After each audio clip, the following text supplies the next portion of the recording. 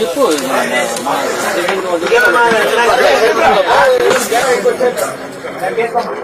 Gap వేసుకో చాలా ఆ గ్యాప్ గ్యాప్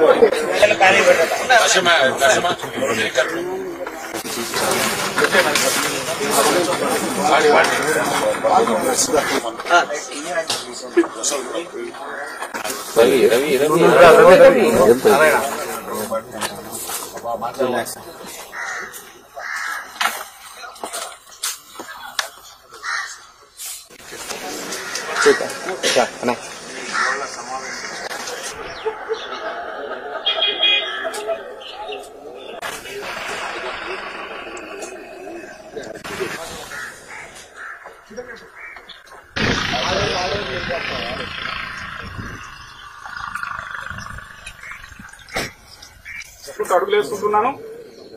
ఇక కేసీ నారాయణ గారు సహకరిస్తున్నారు. అయితే ఉగ్రప్ప గారు కూడా మనం మా జెడ్పీటీసీ సభ్యుల తరఫున అందరి తరఫున నేను తెలియజేసేది ఏమంటే జెడ్పీటీసీ సభ్యుల తరఫున అందరి తరఫున నేను తెలియజేసేది ఏమంటే పార్టీ కాలువ శ్రీనివాస్ గారు పెద్దలందరూ జెడ్పీటీసీ సభ్యులకి ఒకవేళ కొంతమంది ఇల్లే కలిసి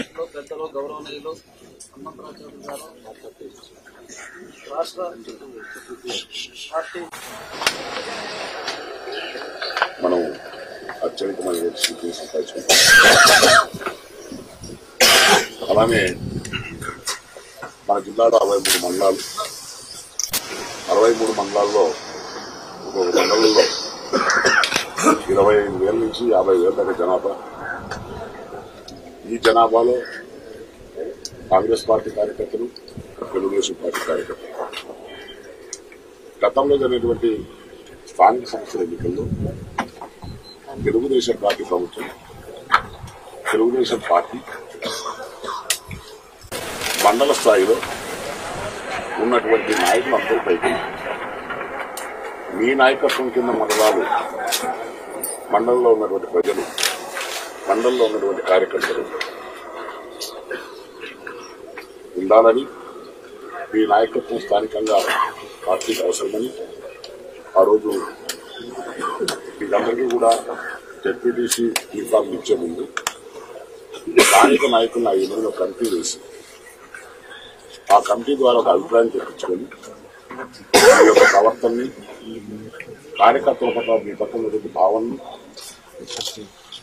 మిమ్మల్ని ప్రాదేశిక సభ్యులుగా పోటీ చేయించాలి మన పార్టీ తరఫున ఉంటున్నప్పుడు మీ యొక్క ప్రజలతో మీకున్నటువంటి సన్నిహిత సంబంధాలను అన్నింటినీ దృష్టిలో ఉంచుకొని స్థానిక నాయకులు, మరి గ్రామ నాయకులు, మండల నాయకులు, స్థానిక శాసనసభ్యులు, పార్లమెంట్ సభ్యుల యొక్క ఆమోదంతో మీ యొక్క పేరును పరిశీలించి రాష్ట్ర ప్రభుత్వం ఆ రోజు మీకు జెడ్పీటీసీగా పోటీ చేసే తెలుగుదేశం పార్టీ కల్పించింది.